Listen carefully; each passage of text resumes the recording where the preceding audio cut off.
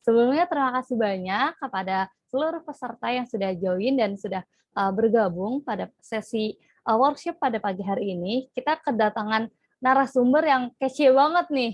Sebelumnya udah pernah berbagi di Didik di bagian program Didik yang lain, yaitu berlayar atau berbagi layar. Sekarang kita dapat ilmu lagi nih, ilmunya lebih banyak lagi nih. Ada praktiknya juga dan kita akan lebih diajari nih gimana sih untuk lolos LPDP tuh gimana sih? Tuh. Nah, mungkin aku mau kenalin sedikit narasumber kita pada pagi hari ini. Pada pagi hari ini kita akan belajar bareng, cari ilmu bareng, menuntut ilmu bareng bersama Kak Alin Ambarwati SPD. Nah, sekarang Kak Alin ini sedang menempuh pendidikan magister di UPI nih. Nah, di UPI-nya ini ternyata menjadi awardee LPDP 2019. Nah, jadi di UPI dapat LPDP gitu. Wih, keren banget. Apalagi kalau misalnya kita nih yang jurusannya sama nih sama kalian, bahasa Indonesia. Nah, mungkin aku kenalin sedikit. Kalian ini pendidikannya itu dari Universitas Pancasakti Tegal dan sekarang itu di Universitas Pendidikan Indonesia. Nah, selanjutnya itu penghargaan ataupun peraih achievement-nya Kak Ali ini banyak banget nih. Mungkin aku nggak bisa sebutin semua karena bakalan banyak banget. Mungkin aku sebutin 5 aja nih. Nah, kalian ini sebagai penerima beasiswa berprestasi dari Bupati Kabupaten Tegal. Selanjutnya itu penerima beasiswa PPA dari Ristek Dikti. Selanjutnya itu penerima beasiswa dari Yayasan Pancasakti. Yang keempat itu penerima beasiswa ekstrakurikuler dari Universitas Pancasakti dan penerima beasiswa LPDP dari Kementerian Keuangan. Wah, Kak Alin banyak banget nih penghargaannya dan semuanya tuh beasiswa. Jadi kalau kita yang mau apply beasiswa, wah pas banget nih kita bisa belajar dan gimana sih kok Kak Alin ini beasiswanya bisa banyak banget gitu. Nah, selanjutnya itu pengalaman bekerjanya pernah menjadi guru bimbingan belajar private di Brother Smart. Selanjutnya guru bimbingan SMA Ihsaniyah di Tegal. Selanjutnya itu guru bimbingan belajar di LKP AFC Adinara. Nah, itu mungkin sedikit profil dari Kak Ali nih. Benar-benar sangat, wah pas dilihat tuh penghargaannya banyak, pengalamannya juga banyak. Ini benar-benar membantu kita nih kalau kita mau apply LPDP tuh gimana. Apalagi nih untuk aku pribadi, aku juga ingin apply LPDP nih, tapi kayak masih takut, duh lolos gak ya, lolos gak ya. Nah pas banget nih pada pagi hari ini kita bakalan belajar bareng sama Kak Alin. Nah mungkin Kak Alin boleh lebih dikenali nih Kak Alin. Ya, selamat pagi semua. Assalamualaikum warahmatullahi wabarakatuh. Selamat pagi, Kak. Halo, selamat pagi Kak. Ini langsung saja. Boleh Kak mungkin dari Kak Alin boleh perkenalkan diri lebih lanjut, gimana sih tips and trick dan boleh lanjut ke materi Kak. Oke, siap. Baik, sebelumnya saya awali. Assalamualaikum warahmatullahi wabarakatuh. Selamat pagi teman-teman semua. Perkenalkan saya Alin Ambarwati, biasa dipanggil Alin. Apa ya, untuk CV-nya tadi sedikit sudah dibacakan oleh moderator kita yang kece pada hari ini ya. Untuk selanjutnya kita langsung saja ke sesi materi. Mungkin nanti saya selipkan untuk perkenalan untuk singkatnya. Baik, saya isi share screen ya buat teman-teman semua. Apakah sudah masuk? Di aku sudah Kak. Oke, baik. Oke, untuk hari ini kita akan membahas tentang LPDP scholarship ya, ataupun beasiswa LPDP. Mungkin di sini teman-teman ada yang baru dengar atau sudah sangat familiar dengan beasiswa LPDP ya. Sebelumnya beasiswa LPDP itu beasiswa dari Kementerian Keuangan gitu. Kita langsung next saja. Untuk ini perkenalan singkat saya. Nama saya Alin Ambarwati, saya salah satu penerima beasiswa PDP, Magister Pendidikan Bahasa Indonesia di Universitas Pendidikan Indonesia batch 1 2019. Kenapa ada batch 1? Karena ada batch 2, berarti ini saya yang tahun 2019 awalnya gitu. Karena PDP itu selalu buka itu 2 kali gitu, batch 1 dan juga batch 2. Dan saya juga sudah melakukan PK. PKD itu persiapan untuk keberangkatan ya di periode PK 151. Kalau misalnya teman-teman mau kontak saya atau mau lihat profil saya bisa berselancar ke Instagram saya yang yaitu di @alin_ambar. Nanti bisa dicari sendiri ya.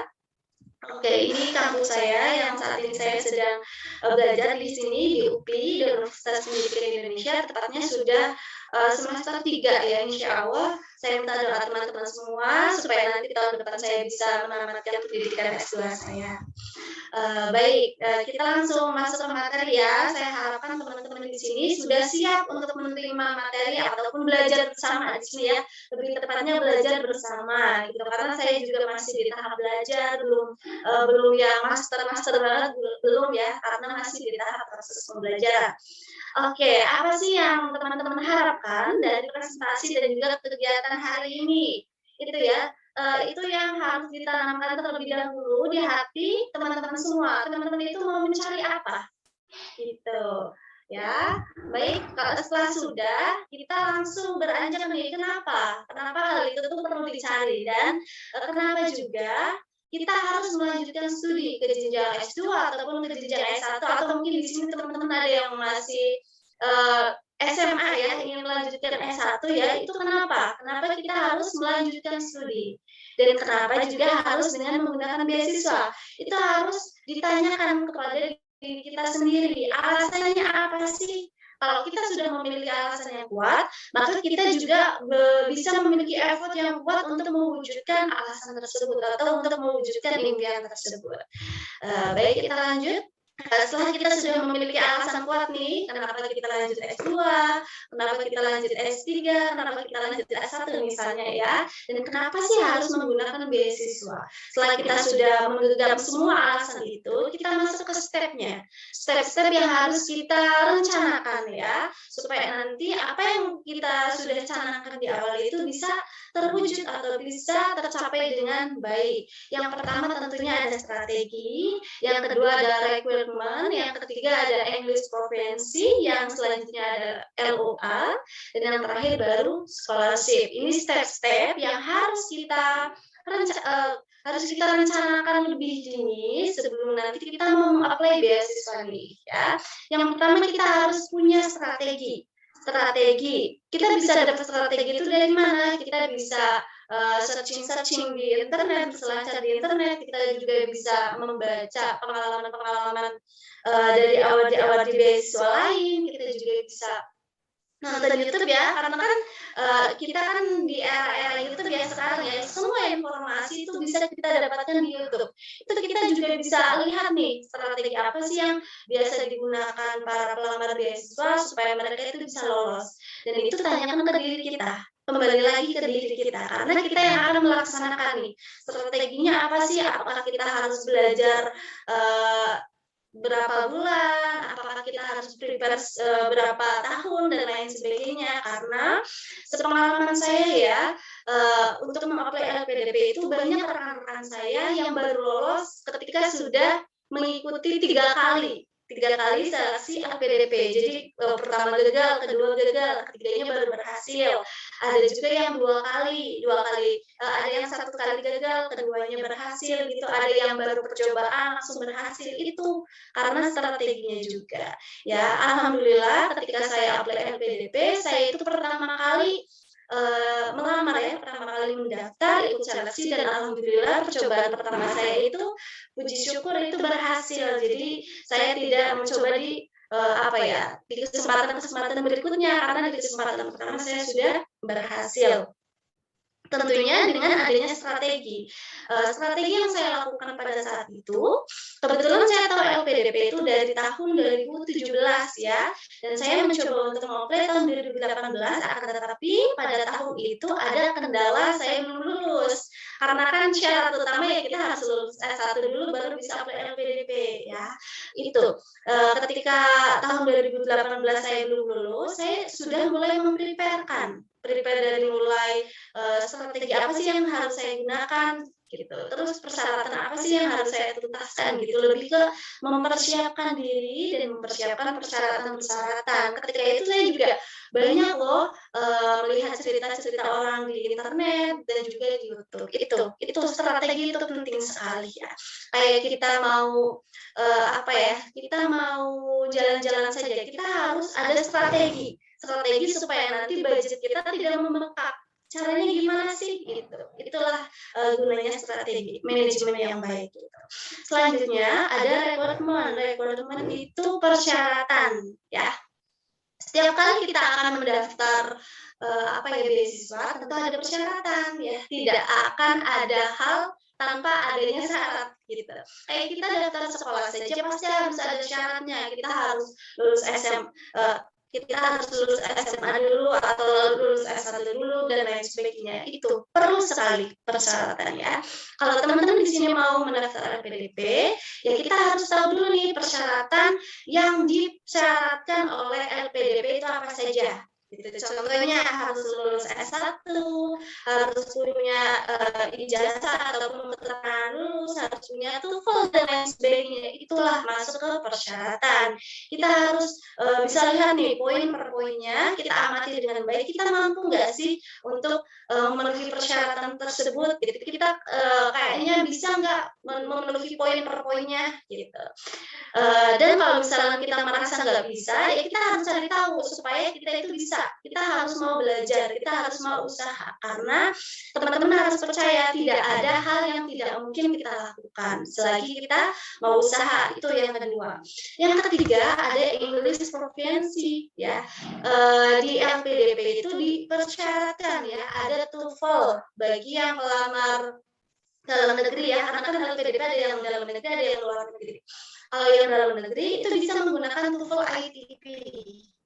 Ya, nanti untuk skornya berapa nanti akan saya jelaskan nanti setelah ini ya.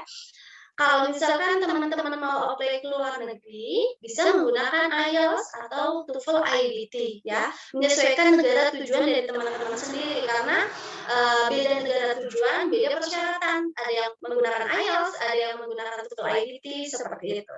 Dan karena ada apa ya skor khusus, maksudnya ada range ya, range skor yang harus kita capai atau minimal skor yang harus kita capai, ya maka dari itu kita harus usaha nih, ya kan? Apalagi buat kayak seperti saya kan latar belakangnya bahasa Indonesia nih, mungkin agak minim sekali di pembahasan bahasa Inggris ya, karena kita merasa minim, ya kita harus usaha untuk belajar. Jadi pada saat itu karena saya itu minim di bahasa Inggris, saya belajar banget tuh bahasa Inggris dari YouTube, tutorial YouTube ya, belajar juga dari teman-teman yang punya background bahasa Inggris dan belajar juga dari buku-buku gitu. Jadi kita harus mau usaha nih untuk mencapai skor yang dipersyaratkan oleh LPDP gitu. Dan selanjutnya itu LOA. LOA itu buat teman-teman yang mungkin baru dengar ya LOA atau mungkin belum begitu familiar, saya jelaskan sedikit. LOA atau Letter of Acceptance itu keterangan kita diterima di universitas tujuan. Gitu. Keterangan kita diterima di universitas tujuan. Misal kita mau apply di UI nih, kita harus punya LOA dulu gitu. Kalau misalkan kita mau mendaftar beasiswa dan lain sebagainya, tapi ya ada tapinya nih. Kalau di beasiswa LPDP, LOA itu tidak wajib. Jadi boleh sudah punya LOA, boleh juga belum punya LOA. Gitu. Itu tetap diperbolehkan untuk mendaftarkan LPDP. Beda cerita dengan beasiswa lain, ada juga beasiswa yang harus ada LOA. Gitu. Tapi kalau di LPDP itu boleh punya, boleh juga belum punya. Gitu. Barulah setelah kita sudah 4 ini kita genggam ya, kita sudah punya strategi, kita sudah paham persyaratannya nih, kita sudah menggenggam sertifikat TOEFL atau IELTS atau TOEFL ITP, dan kita sudah punya LOA, ini wajib atau ini tidak wajib ya, sunnah. Gitu. Barulah kita mulai mencari nih scholarship ataupun beasiswa. Beasiswa apa yang akan kita tuju, kita harus pahami terlebih dahulu, karena kan beasiswa S2, S3 itu banyak sekali ya. ada yang luar negeri, ada yang dalam negeri. Kalau yang dalam negeri kan ada BU, ada PMDSU, ada juga beasiswa-beasiswa dari provinsi-provinsi tertentu kayak Jabar itu kan ada, Riau dan lain sebagainya itu kan ada. Kalau misalkan di luar negeri ada Chevening, ada Fulbright, ada AAS dan lain sebagainya. Kita harus tahu dulu beasiswa mana yang akan kita tuju.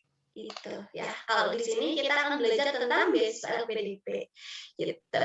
Kita lanjut ya ke berikutnya. Apakah teman-teman sudah siap? Are you ready? Semoga teman-teman di sini sudah siap ya untuk kita belajar bersama tentang apa sih beasiswa LPDP, gimana sih syaratnya, gimana sih kita bisa apa ya masuk atau lolos jadi awal di LPDP.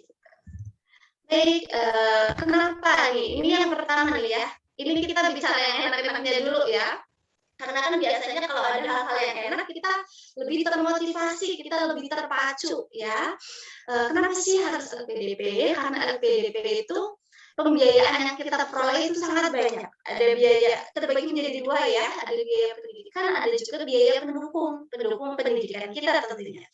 Apa saja sih biaya pendidikan yang akan kita dapatkan dari LPDP ataupun apa yang kita dapatkan setelah kita menjadi award di LPDP.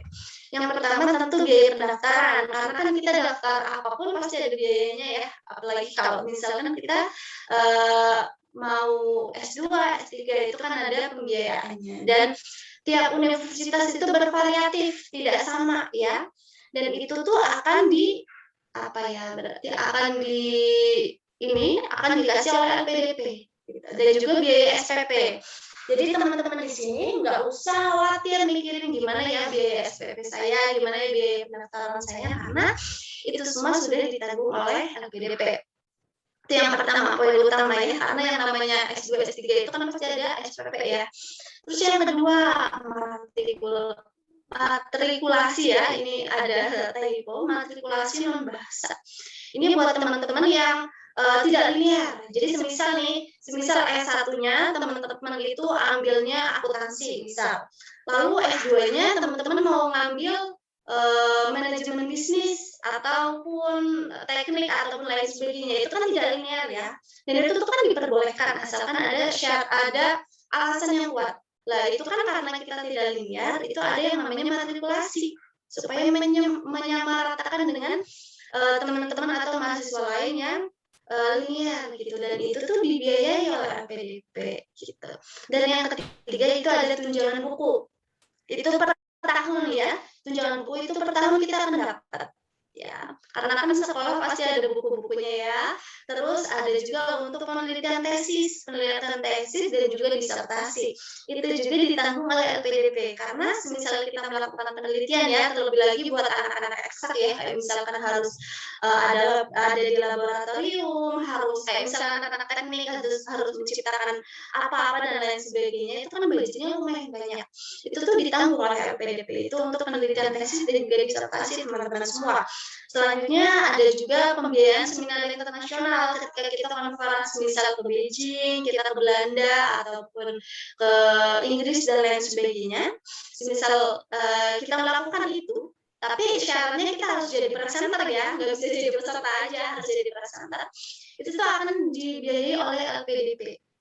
Publikasi juga dibiayai oleh LPDP, tapi publikasi yang Q1 ataupun Q2. Kalau misalkan publikasinya masih tarafnya prosiding nasional ataupun sintas segala macam itu tidak dibiayai oleh LPDP. Kenapa? Karena kan biasanya yang sintas kita kan ada yang free, ada yang tidak berbayar, itu tidak dibiayai. Tapi kalau misalkan publikasi Q1, Q2 itu kan budgetnya lumayan banyak ya. Dan untuk menembus itu kan persyaratannya lumayan besar, dan juga jurnal kita harus benar-benar yang berkualitas. Itu tuh dapat pembiayaan dari LPDP.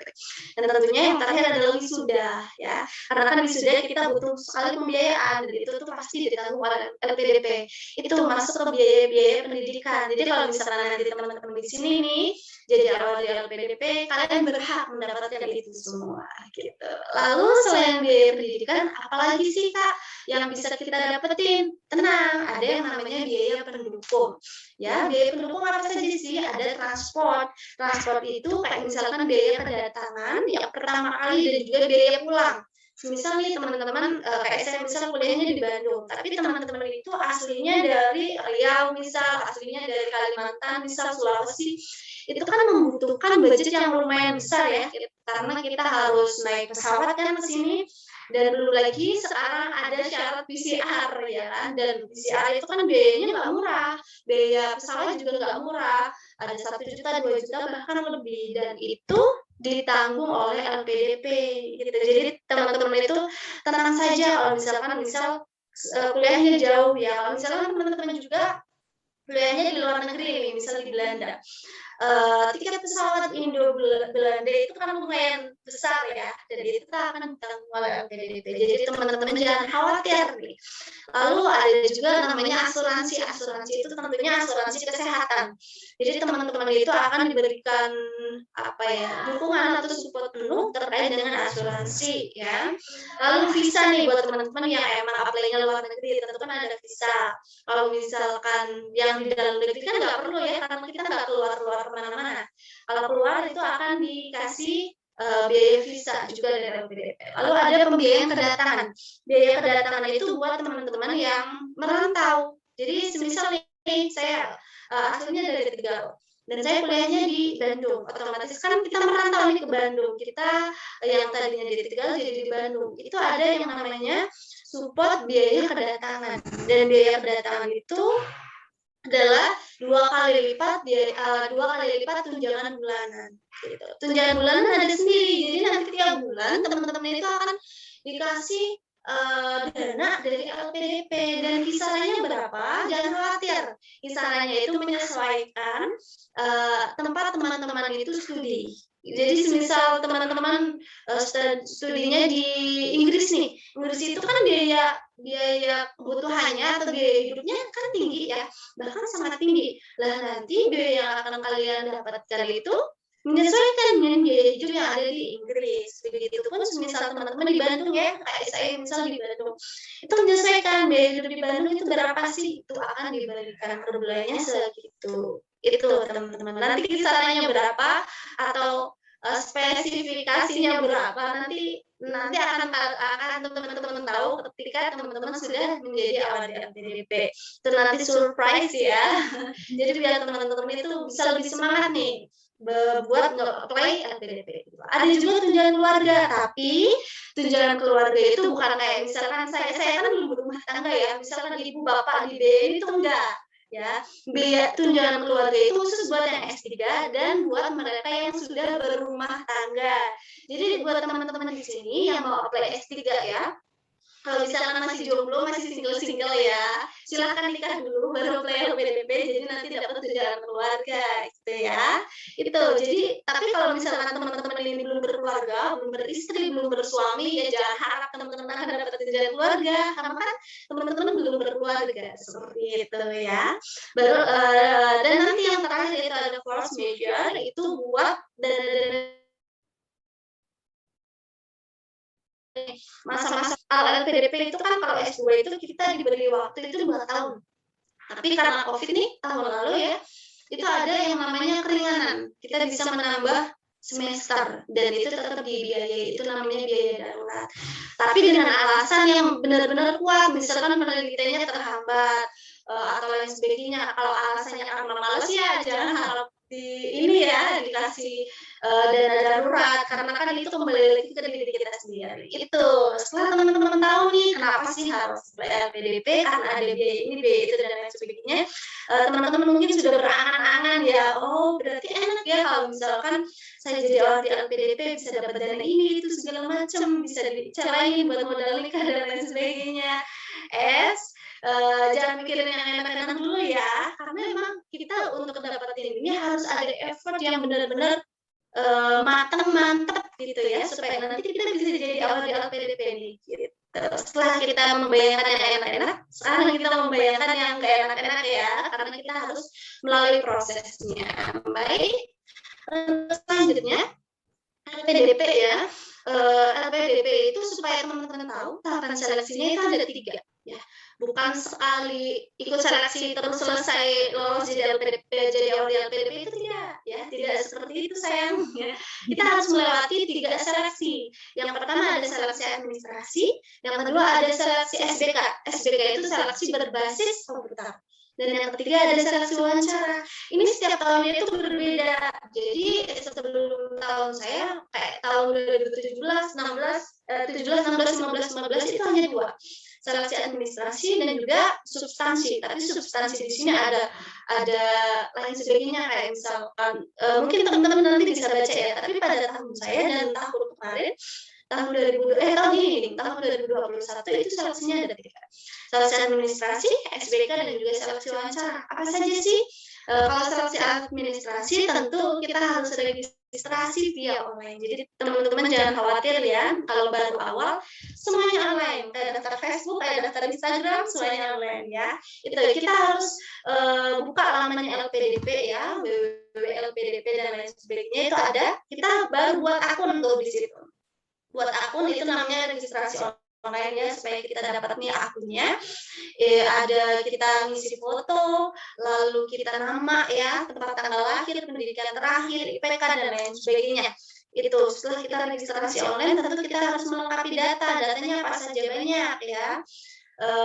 Misalkan isi tentang pendidikan kita, pendidikan terakhir kita, dan lain sebagainya. Itu formnya ada semua. Kita tinggal mengikuti saja yang ada di situ.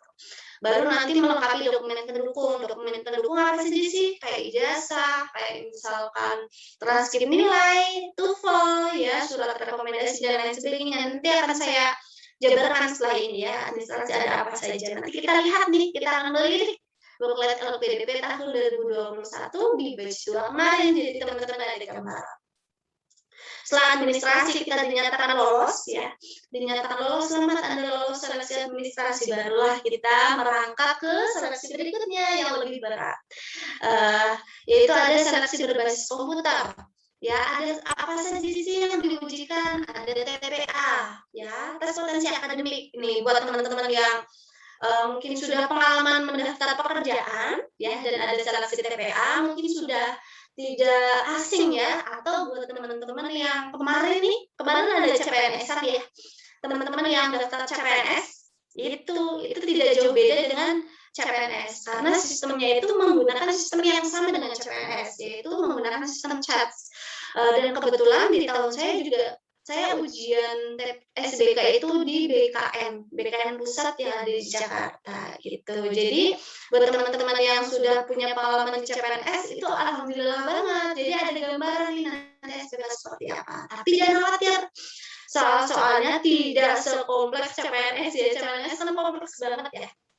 Kalau di SBK ini, di TPA ini, yang diujikan itu verbal, tentu sinonim, antonim, dan lain sebagainya. Lalu numerik ya, dan yang ketiga penalaran. Ya, dan untuk menuntaskan ini, teman-teman harus banyak latihan, banyak membaca, banyak sharing ke teman-teman, gitu. Karena tidak bisa kita pakai sistem SKS, sistem kebut semalam buat ujian itu tidak bisa ya. Nggak ada hal-hal yang instan, kayak mie instan aja kita harus direbus dulu baru kita bisa makan ya, apalagi buat ujian SBK ini ya teman-teman ya. Setelah TPA kita menuntaskan ini dan ada passing grade-nya ya tentu, dan tiap tahun pasti berbeda. Dan baru yang kedua ada yang namanya on the spot essay writing. Jadi teman-teman menulis esai secara langsung di situ. Jadi nanti kita dikasih isu-isu ya, topik-topik atau berita singkat dan kita diminta untuk mengkritisi. Gitu. Gampang lah kan teman-teman kan biasa komen-komen di akun-akun sosmed ya, biasa julid-julid, dan kalau di sini kalian bisa bisa mengembangkan kejulitan kalian melalui essay on the spot writing. Jadi biar nggak hanya komentar di di sosmed saja, tapi dituangkan ke dalam bentuk tulisan gitu. Dan yang terakhir itu ada seleksi wawancara. Di tahun saya wawancaranya itu terbagi menjadi 2. ada wawancara akademik ya, itu menanyakan seputar akademik kita lulusan mana, kita rencana, studinya ke mana, kita rencana tesisnya apa, organisasi dan lain sebagainya. Dan yang kedua ada wawancara wawasan kebangsaan. Wawasan kebangsaan itu biasanya menanyakan hal-hal ataupun isu-isu yang sedang hangat diperbincangkan di Indonesia, tapi bukan isu-isu tentang artis-artis ya, bukan, tapi isu-isu tentang polemik-polemik yang ada di Indonesia, misalkan tentang COVID, misalkan tentang apa ya, Islam radikal dan lain sebagainya itu. Jadi teman-teman ya wajib dan harus sering-sering nih nonton beritanya tentang apa isu-isu atau polemik yang ada di Indonesia, bukan hanya berita-berita tentang artis gitu ya. Itu 3 tahapan yang akan kita lalui, akan kita lewati ketika kita mau-apply LPDP. Ketika kita sudah lulus seleksi wawancara nih, selamat Anda lulus seleksi wawancara, otomatis kalian pun menjadi awardee LPDP gitu ya.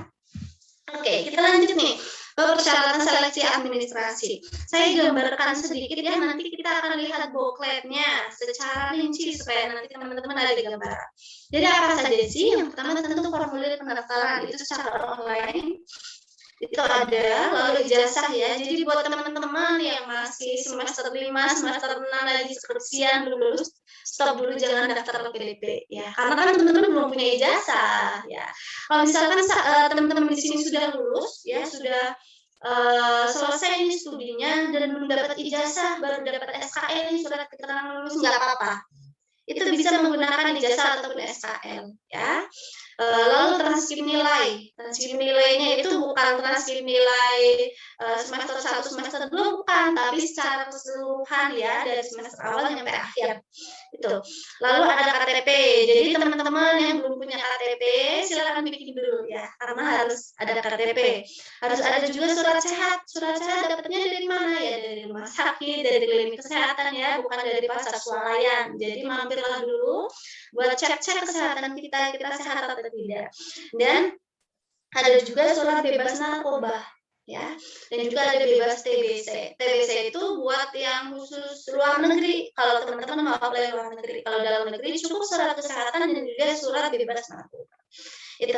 Dan selanjutnya ada surat rekomendasi. Surat rekomendasi dari mana sih Kak? Ya dari orang-orang yang paham betul tentang diri teman-teman, tapi bukan dari pacar ya, jangan. Tapi dari orang-orang yang secara akademik itu tahu tentang teman-teman semua. Misalkan bisa dari dosen pembimbing pas kuliah dulu, ataupun dari atasan ya di tempat kerja itu ya. Baru nanti selanjutnya yang ketujuh, poin ketujuh ada TOEFL atau IELTS.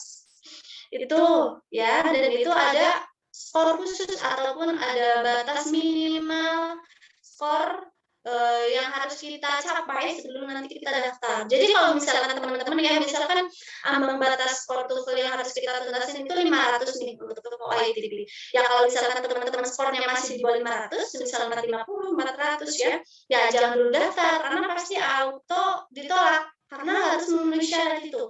Tapi itu buat yang jalur reguler ya, ada jalur-jalur yang lain gitu. Selanjutnya LOA tadi di awal sudah saya jelaskan itu bila sudah ada. Jadi ini hukumnya sunnah. Ada lebih baik, tidak ada juga tidak masalah. Dan yang terakhir itu ada isai, rencana studi dan proposal studi itu di tahun saya. Di tahun sekarang, tahun 2021 itu ada yang namanya personal statement. Jadi tentang diri kita sebenarnya hampir sama ya. Dan ada rencana kembali ke Indonesia atau kontribusi ke Indonesia. Gitu. Itu untuk persyaratan administrasi. Lalu kita beranjak ke selanjutnya ya.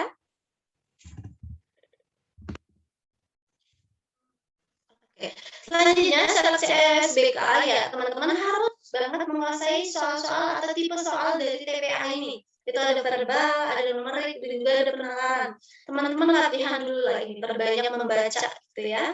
Dan harus menguasai isu terhangat di Indonesia itu untuk essay on the spot. Ya harus banget ya menguasai. Dan kita wajib banget untuk bisa mengkritisi, dan mengkritisinya itu bukan berat sebelah. jangan berat sebelah. Pokoknya kita harus mengkritisi dan mengkasih solusi. Jangan hanya mengkritik tapi tidak mengasih solusi, karena itu bukan orang yang bijak, ya. Orang yang bijak itu ketika kita bisa mengkritisi, tapi kita juga bisa mengasih solusi, gitu, ya. Itu bisa saya SPK. Dan di wawancara, hal yang harus kita maksimalkan di diri kita sendiri yang pertama adalah prepare, persiapan, ya. Persiapan sebaik mungkin, persiapan berkasnya, persiapan apa saja sih yang akan kita bawa. Kayak contoh ketika saya dulu wawancara ya, saya membawa semua sertifikat-sertifikat penghargaan prestasi atau karya yang sudah saya bukukan itu saya bawa ketika seleksi wawancara supaya nanti itu bisa menjadi dasar saya atau landasan saya ketika saya berbicara. Jadi kalau kita berbicara ada buktinya, itu kan orang yang mewawancarai kita akan percaya. Tapi ketika kita berbicara tanpa bukti, nanti kan bisa dibilang kita hanya sekedar omong doang atau ondo gitu. Itu kita harus prepare banget ya. Kita juga perlu perbanyak latihan. Jadi dulu ketika saya mau ikut seleksi wawancara, saya sering sekali ikut yang namanya simulasi wawancara, simulasi yang dilakukan oleh aldi-aldi LPDP sebelumnya ataupun sesama pejuang itu simulasi. Jadi misal hari ini saya yang diwawancarai, besok saya yang mewawancarai, seperti itu. Jadi harus betul-betul di-prepare-kan, teman-teman jangan menyepelekan ya. Dan yang kedua itu menguasai diri. Jadi kita tahu betul ya apa sih yang menjadi kelebihan kita, apa yang menjadi kekurangan kita. Kita harus tahu betul tentang diri kita. Ya, karena di situ ketika wawancara itu ada yang namanya 3 orang, ya, satu dari psikolog, satu dari akademisi, satu itu dari beasiswanya atau dari LPDP. Ketika kita berbicara hal yang bohong ya, atau hal-hal yang di luar diri kita, tentu psikolog akan tahu gitu. Jadi harus jujur ke diri kita. Kita harus menguasai diri kita. Semisal kita hebat banget ya, misalkan kita juara olimpiade ini itu dan lain sebagainya, kita jangan terlalu menyombongkan diri ya. Kita harus bisa menguasai diri. Kita excited boleh tapi tidak terkesan sombong gitu ya. Karena kan kalau misalkan kita berbicara dengan orang yang terlalu menyombongkan diri, itu kan kadang kita kurang ini ya, maksudnya kurang serak. Nah, begitu pun dengan wawancara, posisikan diri kamu sebagai pewawancara. Ketika ada orang yang diwawancarai terkesan sombong, respon kita gimana? Apakah kita malah suka atau malah kita tidak suka gitu. Kita harus bisa menguasai diri kita sendiri.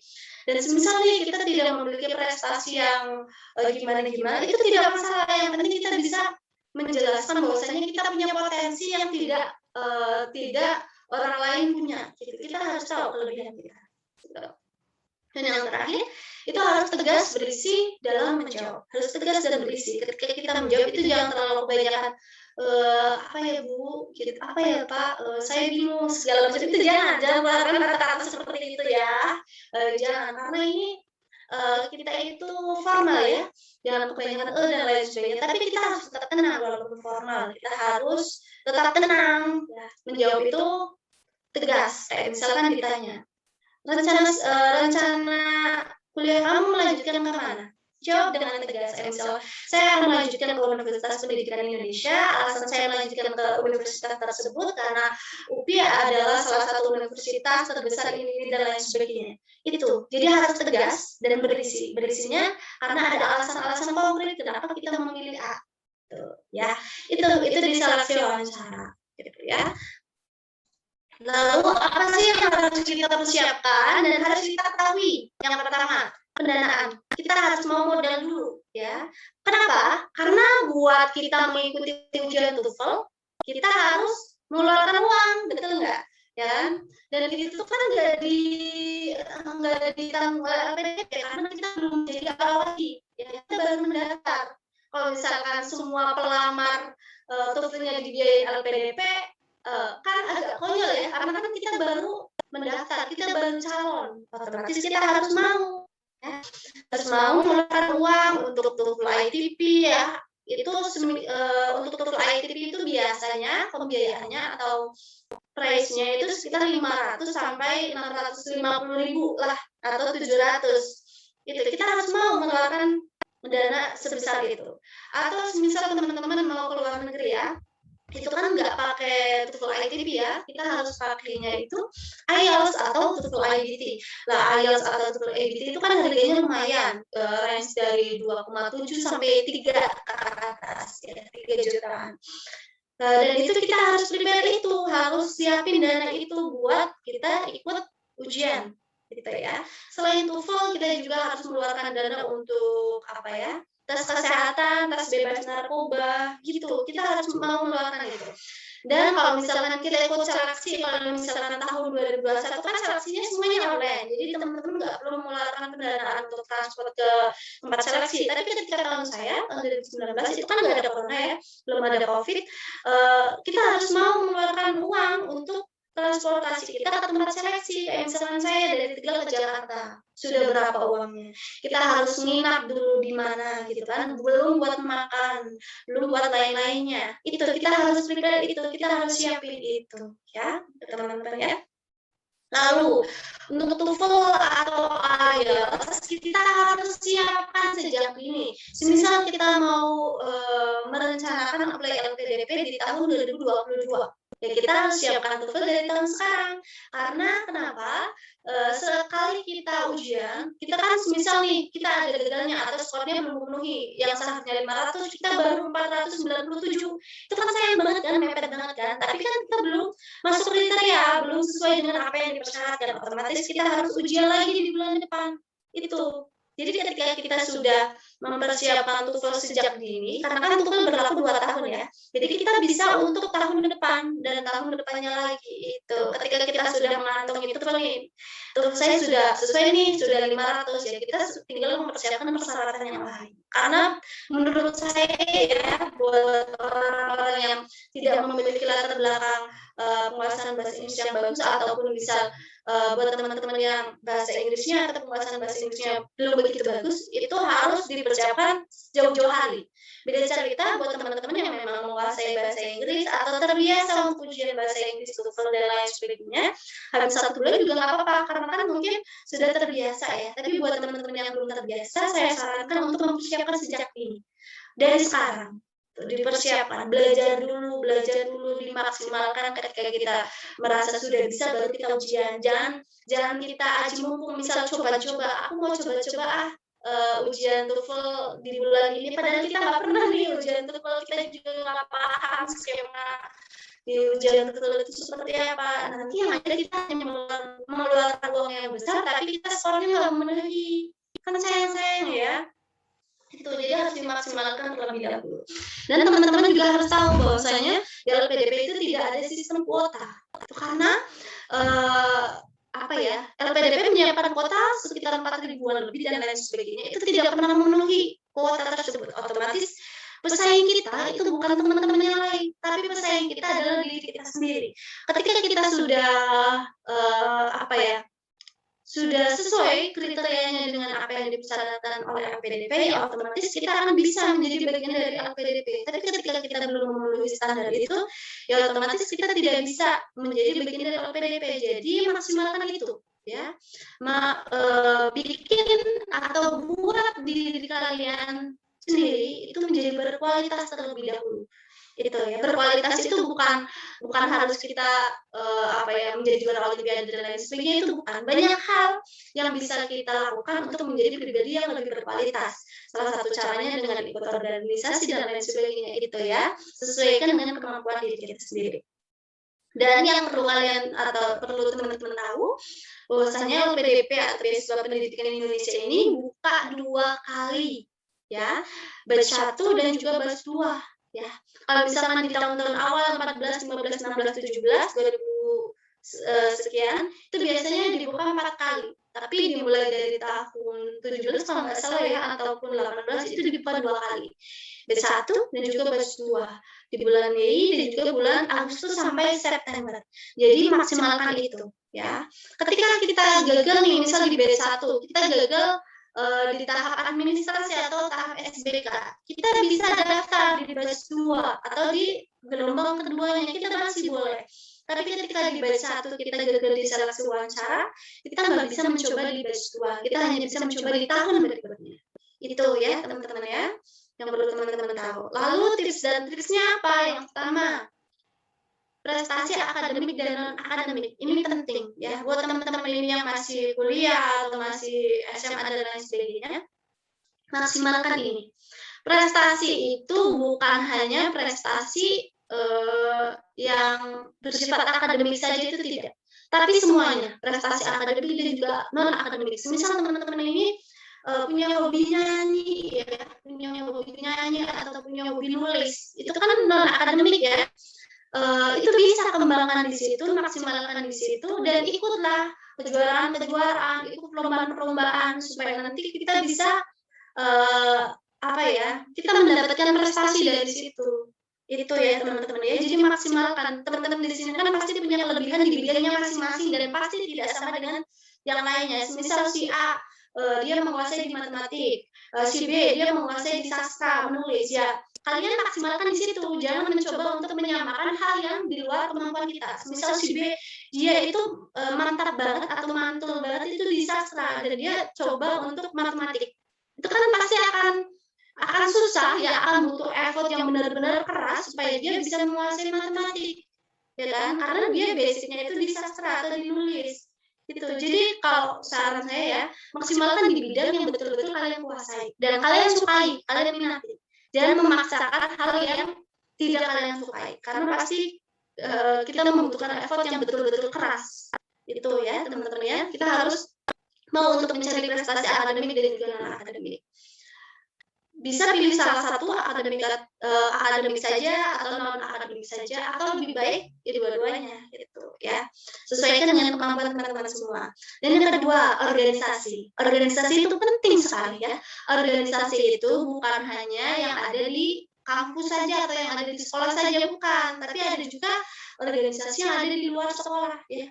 Ataupun di luar kampus, kayak misalkan kita ikut organisasi apa ya, keagamaan ya, misalnya kita jadi remaja masjid, itu kan masuk organisasi ya. Kita masuk Karang Taruna ya, itu kan juga masuk organisasi itu. Ketika kita menjadi anak organisasi, kita akan paham gimana sih menyikapi permasalahan, paham tentang karakter orang lain, paham bagaimana manajemen ya, paham bagaimana mengatur kegiatan dan lain sebagainya. Jadi ketika nanti di relasi wawancara kita ditanyakan hal serupa, kita akan bisa menjawabnya dengan baik dan juga bisa sesuai itu jawaban kita ya. Lalu jangan lupa juga kita ikut kepemudaan atau kerelawanan ya. Kayak misalkan ada bencana alam ataupun hal-hal lain gitu yang membutuhkan peran kita atau membutuhkan tangan kita, ya kita jangan malah apa ya, jangan malah berdiam diri saja, tapi kita harus mau ikut. Ya, harus ada yang namanya itikat baik. Gitu ya. Terus selanjutnya kita juga harus mau berkumpul dengan orang-orang hebat. Supaya apa? Supaya kita itu bisa belajar dari mereka.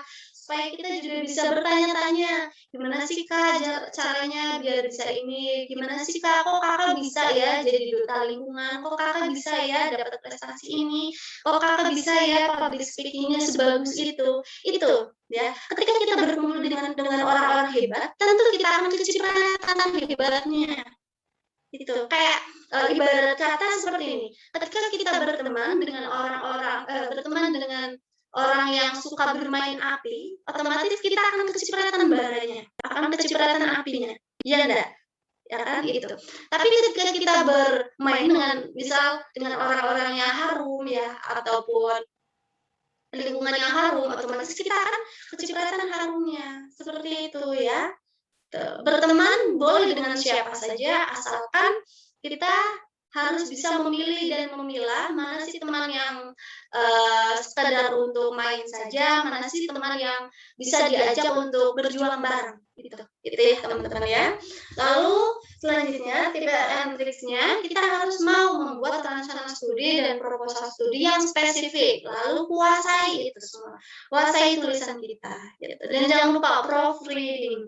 Proofreading itu maksudnya membaca kembali.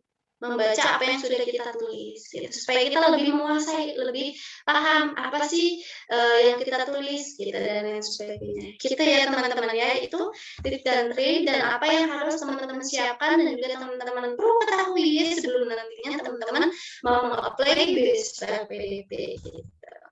Nah, itu sedikit gambaran nanti ini saya akan kasih lihat contoh proposal studi dan juga rencana studi saya di tahun 2019 dan juga nanti kita akan melihat nih sedikit gambaran booklet LPDP di tahun ini. Ya, ini nanti setelah saya menampilkan proposal studi dan lain sebagainya, nanti silakan teman-teman yang mau bertanya, silakan bertanya. Dan kalau teman-teman mau mengkontak saya lebih lanjut, atau misal mau cerita atau lain sebagainya bisa ya melalui Instagram yaitu ada di @alin_ambar, bisa juga lewat email alinambarwati@gmail.com atau bisa save kontak saya ya gitu. Itu di 089537897819 itu ya untuk kontak saya. Itu ya teman-teman, setelah ini saya share dulu baru nanti kita sesi tanya jawab yang akan dipandu oleh moderator kita yang kece pada siang hari ini. Widih, mungkin tadi Kak Alin nih banyak banget nih kok kompleks banget dan kompak banget, banyak banget yang dikasih tahu ke kita. Itu tuh dari alurnya apa aja yang kita dapat, pendaftarannya itu gimana dan sekarang kita akan dikasih lihat nih bookletnya, terus juga contoh proposalnya itu seperti apa sih gitu ya Kak? Iya betul. Biar teman-teman juga ada gambaran, karena kalau misalkan saya cuma berbicara tanpa ada gambaran, itu kan sama aja saya hanya omong doang kan. Maka dari itu saya kasih lihat nih, ini apakah sudah masuk Kak? Sudah. Sudah.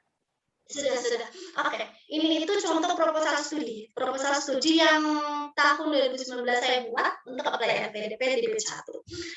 Karena persyaratannya itu kita harus melampirkan proposal studi dan juga rencana studi. Isinya apa sih? Yang pertama tentu pendahuluan ya.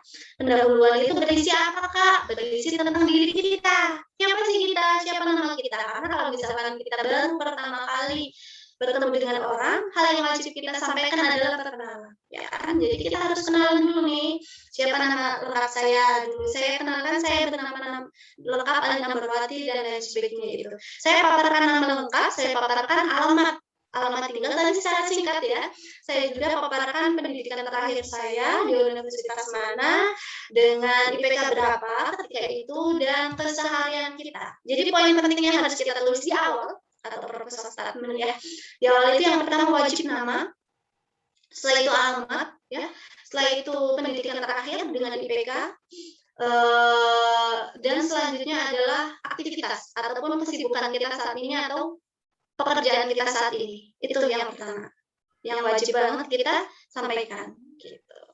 Lalu untuk selanjutnya yaitu alasan ataupun pemilihan studi. Alasan kita memilih studi itu karena apa? Itu wajib banget kita cantumkan ya. Alasan memilih saya misal dulu ya, alasan memilih pendidikan bahasa Indonesia karena di daerah saya itu literasinya sangat rendah, lalu banyak juga orang-orang yang buta aksara, tidak bisa membaca. Itu kan hal-hal yang menurut kita menjadi permasalahan. Nah itu saya jadikan alasan kenapa saya melanjutkan program studi pendidikan bahasa Indonesia. Itu saya paparkan di sini. Lalu pemilihan perguruan tinggi, alasan kenapa saya memilih UPI itu disampaikan secara detail di sini. Misal karena UPI terakreditasi A, lalu untuk kurikulumnya bagaimana dan lain sebagainya itu saya sampaikan di sini. Gitu. Dan di sini saya itu ada 3 UPI, UNS dan juga UNES. Kenapa? Karena kita diberikan pelonggaran untuk memilih 3 universitas dengan 3 program studi, ya. Tapi nanti kita fokus ke 1, ya. Karena kan kita nggak mungkin kuliah di 3-tiganya, ya kan. Kita fokus ke 1. Tapi kita harus paparkan kenapa kita memilih ketiga itu. Gitu, ada alasan. Lalu ada area disiplin keilmuan ataupun apa saja sih ilmu yang akan kita geluti nantinya ketika kita melanjutkan studi gitu. Terus kita kaitkan ya relevansi terhadap kebutuhan institusi asal maupun pembangunan nasional. Ini kaitannya dengan kontribusi. Nah, karena kita wajib banget melampirkan kontribusi apa yang akan kita lakukan lakukan ketika kita sudah menamatkan pendidikan S2 ataupun S3 kita. Ini saya paparkan semua di sini. Itu ya. Jadi kalau misalkan ibarat kata ini itu proposal statement di tahun 2021. Isinya tentang ini. Gitu ya, teman-teman ya. Ada gambaran ya, semoga ya. Selanjutnya saya akan tampilkan yang rencana studi. Masuk ya untuk rencana studi ya. Ya, karena ini di file yang berbeda, otomatis harus ada pendahuluan yang sama dengan proposal studi yang tadi. Nah, kalau di sini lebih mengarah ke rencana perkuliahan saya. Saya mau kuliah itu dari tahun berapa sampai tahun berapa ya, kayak ini. Tanggalnya dari tahun berapa sampai tahun berapa, lalu jumlah SKS yang akan kita ambil, ya kan, perkuliahan atau mata kuliah yang akan kita ambil. Jadi kita wajib banget untuk mengetahui silabus atau kurikulum dari universitas tujuan kita, itu perlu ya. Lalu untuk rencana topik tesis ya, ini sih tidak wajib kalau S2, tapi kita perlu juga untuk melampirkan ini karena pada saat wawancara saya juga ditanyakan apa sih rencana tesis kamu, alasannya apa, terus kaitannya sama kontribusi kamu apa, itu. Ya itu rencana proposal tesis. Lalu aktivitas yang akan saya lakukan di luar perkuliahan juga wajib untuk dituliskan di sini. Gitu. Ini kaitannya dengan silabus. Ini satu persatu poin-poin mata kuliahnya juga saya paparkan pada saat itu karena emang harus lengkap gitu ya. Itu teman-teman untuk rencana studi dan juga proposal studi. Selanjutnya saya tampilkan untuk contoh booklet ya. Booklet yang reguler terlebih dahulu karena beasiswa LPDP itu kan banyak sekali jalurnya, ada yang reguler, ada yang afirmasi, ada yang targeted group, ya kan, dan lain sebagainya. Mungkin nanti teman-teman bisa langsung searching ke LPDP, ke laman LPDP ya di sini, lpdp.kemenq.go.id. Gitu. Ini apa saja yang mendapat nih yang dari awal saya sudah sampaikan ya. Lalu ini kita coba lihat persyaratan. Ya ini yang reguler ya. Reguler itu wajib WNI ya. Kalau misalkan teman-teman warga negara asing pindah dulu ke Indonesia baru dapat daftar LPDP ya. Selanjutnya kalian wajib menyelesaikan studi ya. Menyelesaikan pendidikan terlebih dahulu. Jadi yang masih kuliah ya daftarnya nanti ketika sudah lulus. Terus tidak sedang menempuh studi ya. Jadi buat mahasiswa S2 misalnya mau daftar LPDP ya, teman-teman masih S2 nih, misal semester 2 semester 3 itu nggak bisa karena LPDP itu tidak diperuntukkan untuk mahasiswa ongoing gitu. Beda cerita dengan beasiswa lain gitu. Terus kita diwajibkan untuk melampirkan surat rekomendasi dari akademisi ya bagi yang belum bekerja atau dari atasan bagi yang sudah bekerja. Untuk apa ya, template-nya itu ada di sini. Nanti saya coba lihat ya. Terus selanjutnya nih, mengisi profil di formulir yang tadi saya sampaikan. Kalau di tahun ini, kalau di tahun saya kan kita wajib menulis proposal studi sama rencana studi. Tapi kalau di tahun 2021 itu kita wajib menulis personal statement. Personal statement yang tadi saya gambarkan ya, ada nama dan lain sebagainya. Kita juga wajib menulis yang namanya IC, komitmen kembali ke Indonesia dan rencana kontribusi. Kontribusi itu perlu sekali. Gitu ya. Lalu menulis proposal penelitian, tapi ini buat teman-teman yang mau mendaftar doktoral gitu ya. Tuh. Terus di sini ada dokumen IPK ya. Ada syarat IPK nih teman-teman ya. Kalau misalkan untuk jenjang magister, IPK minimalnya itu 3. Itu untuk yang reguler. Tapi kalau misalkan teman-teman afirmasi prasejahtera ya, prasejahtera berprestasi minimal IPK-nya itu 350. Tapi kalau untuk yang reguler itu 3, skala 4 ya. Tapi kalau untuk doktoral itu IPK minimal 3,25 gitu ya. Jadi harus disesuaikan terlebih dahulu. Terus ini ada dokumen sertifikat nih yang seperti yang saya sampaikan tadi ini TOEFL ya. Kalau magister dalam negeri minimal TOEFL-nya itu 500. Kalau IBT-nya 61. Ini bisa lihat kalau IELTS-nya 6,0. Ini untuk yang dalam negeri 500 ya, di garis bawahin. Kalau yang untuk luar negeri ya, itu menggunakannya TOEFL, IBT atau IELTS. Tidak berlaku TOEFL ITB, tidak. Ya IBT-nya minimal skornya 80, kalau untuk IELTS-nya 6,5 gitu. Kalau dokter gimana Kak? Dokter yang lebih tinggi lagi ya. TOEFL ITB-nya minimal 530 di sini ya. Dan untuk doktornya juga lebih tinggi lagi. Mohon maaf, saya ada telepon sebentar ya. Halo, Assalamualaikum Ibu.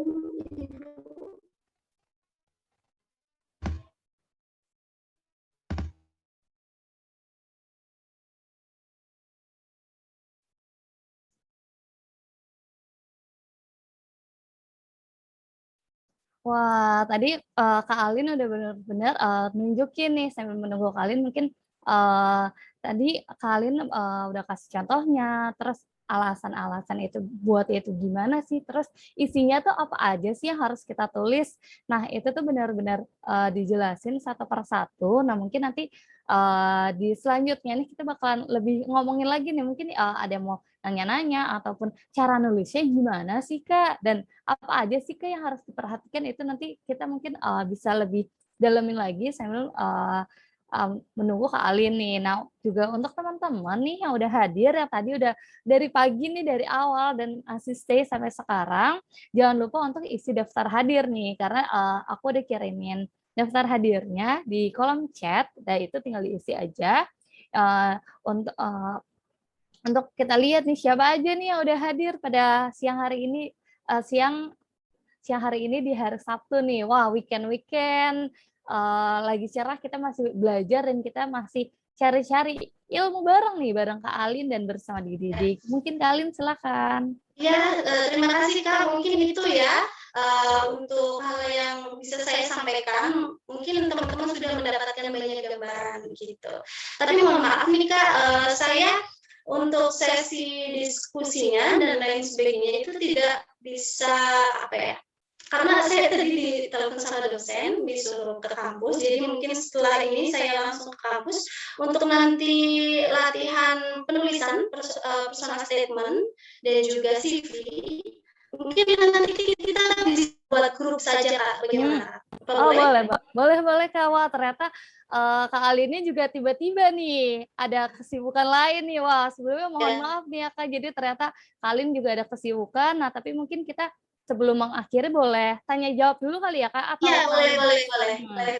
Nanti untuk yang pelatihan personal statement dan juga CV, kita kan memang selesai kan sampai jam 12 nih Kak ya. Tapi mungkin ini tanya jawab dulu sebentar. Lah untuk yang kelanjutan itu nanti bisa via grup, nanti akan saya bimbing gitu. Jadi supaya nanti kegiatan kita juga berlanjut gitu kan. Kalau misalkan teman-teman bisa sharing, misal udah mulai nulis nih personal statement, Kak pengen di-review dong, boleh nggak gitu? Boleh banget, nanti bisa via grup tersebut ya. Nanti bisa dikoordinator oleh tim didik ataupun moderator kita. Oke, mungkin ini langsung tanya jawab atau bagaimana Kak? Mungkin kita boleh tanya jawab sambil tanya jawab. Ini di kolom chat udah banyak banget yang mau nanya dan ternyata ini banget nih, tiba-tiba banget nih. Jadi Kak Alin sebelumnya mohon maaf banget nih Kak, jadi mengganggu, mungkin lagi bimbingan nih ya Kak, udah semester 3 udah lagi tesis, mungkin lagi penyiapan. Ini nah, mungkin sebelumnya aku mau izin share screen dulu. Mau ingetin nih teman-teman, nanti di akhir sesi aku kirimkan kembali untuk linknya. Jangan lupa untuk mengisi form evaluasi, karena dengan mengisi form evaluasi tersebut nanti kita akan kelihatan nih siapa aja nih yang udah isi, dan nanti akan dimasukin ke grup yang bareng sama Kak Alin untuk sesi selanjutnya. Ini jangan lupa untuk diisi link evaluasinya, dan kita nanti bakalan lanjut lagi ke di grupnya. Jadi nanti ada pembahasan lagi karena ternyata Kak Alin ada kegiatan lain nih. Wah, benar-benar dadakan. Jangan lupa di screenshot dulu. Mungkin untuk teman-teman ini di screenshot dulu, dan mungkin aku stop share screen lagi dan aku kirimkan linknya di chat ya, sambil kita bacain beberapa pertanyaan yang udah ada, karena di kolom chat udah banyak banget nih pertanyaan untuk Kak Alin. Nah, mungkin dari yang pertama pertanyaannya adalah dari Kak, tunggu aku scroll dulu ya. Nah, dari Kak Siska, katanya, "Hai Kak Alin, salam kenal. Mau tanya Kak, apakah ada pertanyaan yang sulit dijawab waktu tahap interview Kak? Kak Alin dulu dan kira-kira tipikal pertanyaan yang ditanyakan seperti apa, Kak? Oke, terima kasih Kak atas pertanyaannya. Kalau misalkan untuk pertanyaan yang sulit ya, kalau bagi saya sih tidak ada pertanyaan yang sulit karena semua hal yang ditanyakan itu tentang diri kita.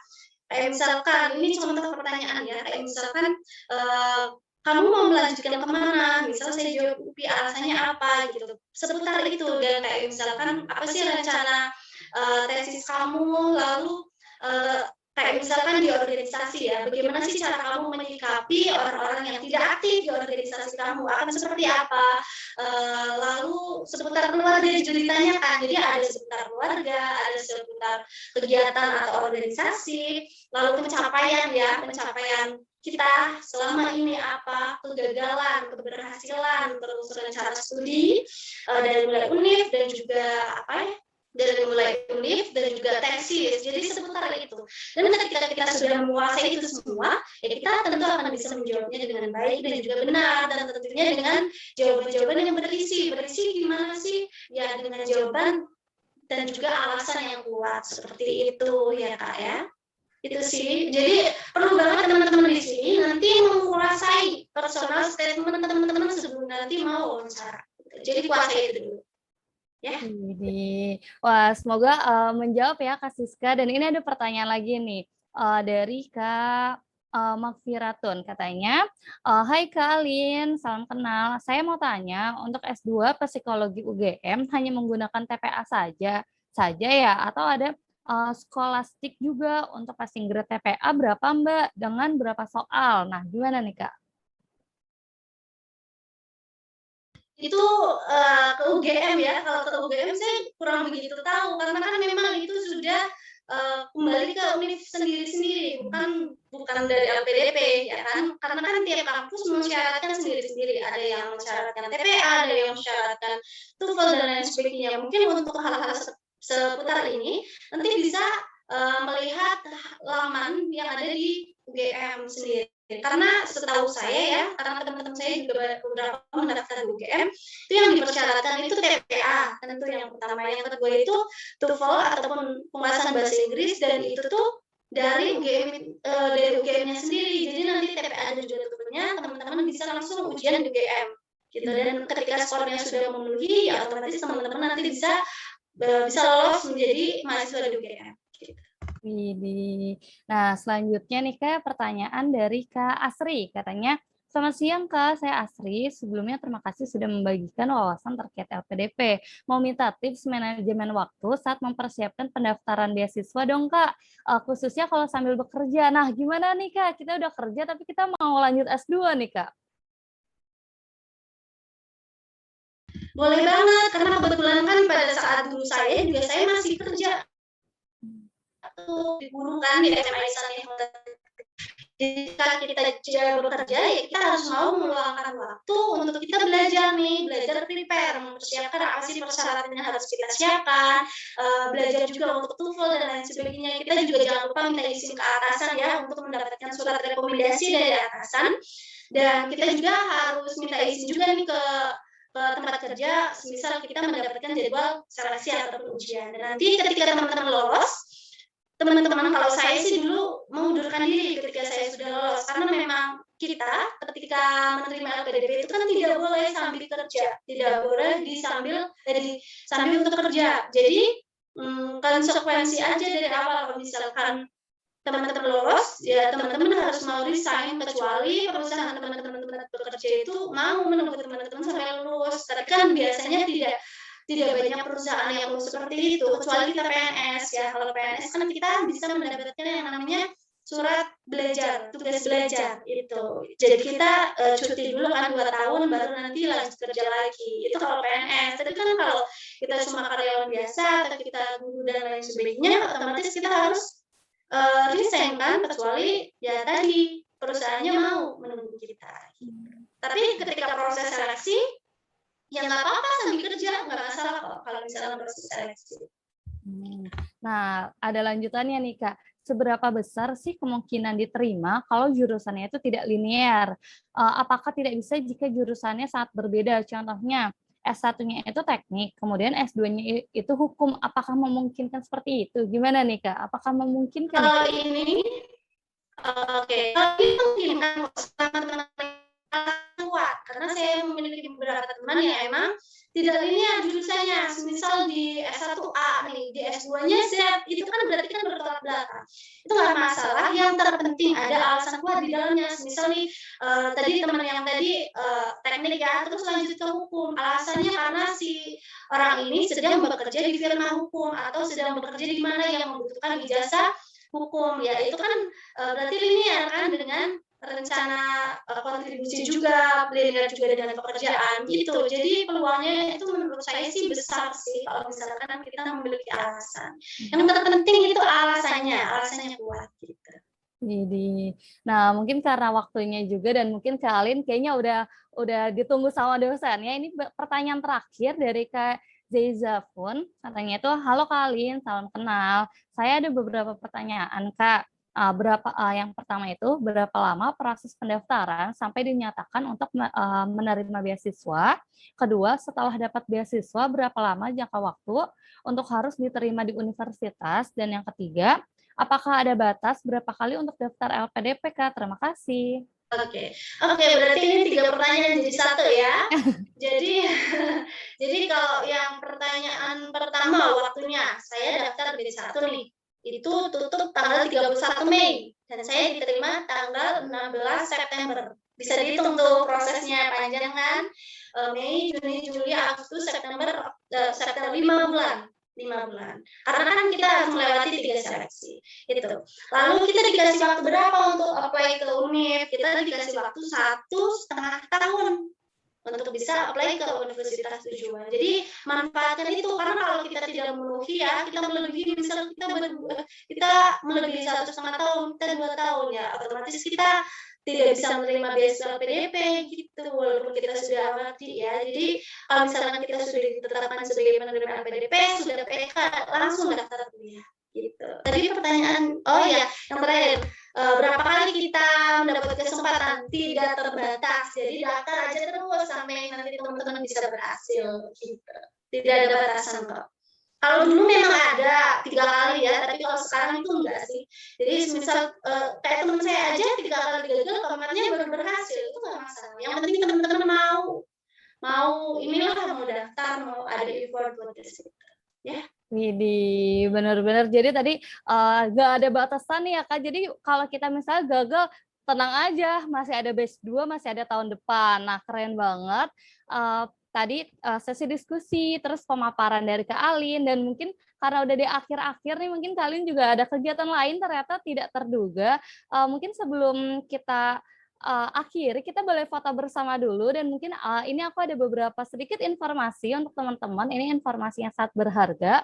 Yang pertama itu mungkin tadi itu salah satu syarat untuk pendaftaran LPDP itu harus memiliki TOEFL dan IELTS. Nah, pas banget nih di Didik di tanggal 27 itu ada workshop lagi, workshop IELTS, how to boost your score in IELTS. Nah, jadi untuk teman-teman nih yang mau daftar LPDP ini untuk batch pertama di tahun depan, itu mungkin boleh disiapkan untuk IELTS-nya mungkin bisa ikutan. Dan selain itu di Didik sendiri juga ada program konsultasi di mana kita bisa konsultasi bersama para ahli mengenai pendidikan, kesehatan, maupun karir. Jadi kalau untuk pendidikan nih, tanya-tanya nih, Kak ini gimana nih Kak, terus bisa konsultasi mungkin kalau misalnya grup ataupun bareng-bareng malu, tapi kalau untuk secara private itu bisa banget di Didik, langsung aja cek di websitenya dididik.com kayak gitu. Nah mungkin kita boleh foto bersama dulu nih sebelum kita mengakhiri, biar kita ada ininya nih, kenang-kenangannya nih abis belajar bareng Kak Ali nih gitu di hari Sabtu yang cerah ini. Nah mungkin teman-teman yang lain boleh buka ininya, kameranya sebentar aja, kita foto bareng, terus nanti ditutup, terus kita bisa melanjutkan aktivitas lainnya gitu. Kira-kira, halo Kak Zaizatun, halo Kak Nisrina, bisa nggak nih? Halo Kak Arif Fadila, halo Kak Mafiratun, hai. Nah, mungkin sambil menunggu, ini aku foto ya, 1, 2, 3. Nah, kita tunggu teman-teman yang lain nih, kira-kira teman-teman yang lain masih bisa buka kameranya nggak nih? Kita biar kita kelihatan nih. Tadi habis belajar barangkali nih yang wajah cerah-cerahnya nih, insya Allah tahun Oh depan iya ya. Kak, saya juga kirimkan untuk apa ya, di kolom chat saya kirimkan tadi PPT saya, dan juga saya kirimkan sedikit cerita saya ketika memulai mendaftar beasiswa LPDP sampai saya lolos. Jadi nanti teman-teman di situ mendapatkan gambaran nih, gimana sih ketika Kak Alin, mendaftar LPDP, gimana sih ketika Kak Alin, belajar TOEFL dan lain sebagainya, itu ada ceritanya sendiri dan saya bagikan ke kolom chat. Nanti teman-teman bisa lihat di situ ya. Widih, nah ini nih pas banget kalian juga udah kasih nih, jadi langsung di-download aja materinya, karena kita ternyata keterbatasan waktu, langsung di-download materinya dan langsung dipelajari nih nanti. Nah mungkin nanti untuk teman-teman yang udah mengisi form evaluasi dan mengisi daftar hadir, aku kirimkan, aku invite ke grup bareng sama kalian, nanti kita mungkin selanjutnya bisa di grup itu ya Kak? Iya iya bisa, dan saya juga tadi kirimkan contoh proposal studi saya dan juga rencana studi saya buat teman-teman semua yang join di hari ini bareng saya gitu ya. Itu sudah saya bagikan semua, jadi nanti teman-teman ada gambaran, tapi minta tolong jangan di-share ke banyak orang ya, gitu. Widih, Takutnya nanti hmm? kan di situ ada alamat dan lain sebagainya, takutnya nanti disalahgunakan, nggak enak juga. Widih, eksklusif banget nih berarti workshop pada hari ini kita dapat banyak banget ilmu dan dapat banyak banget gambaran nih gimana sih perjuangan seorang Kak Alin Ambarwati untuk menempuh pendidikan S2-nya. Nah, mungkin karena waktunya juga sudah cukup dan untuk teman-teman yang sudah mengisi daftar hadir dan sudah mendownload materinya, aku moderator pada hari ini sangat-sangat mengucapkan terima kasih banyak terkhusus kepada Kak Alin yang sudah memberikan waktunya, berbagi banyak ilmu, banyak manfaat dan materi. Dan untuk teman-teman yang masih join pada siang hari ini, mungkin jika ada kata-kataku yang kurang berkenan, aku mohon maaf. Stay safe and stay healthy semua. Sukses selalu untuk kita semua. Bye-bye. Jangan lupa ya join di event dididik yang lainnya. Selamat siang. Dadah. Thank you, Kak. Terima kasih, Kalin. Terima kasih, nanti kita lanjut di grup ya. Nanti kita sharing-sharing masalah proposal statement dan juga CV buat teman-teman yang nanti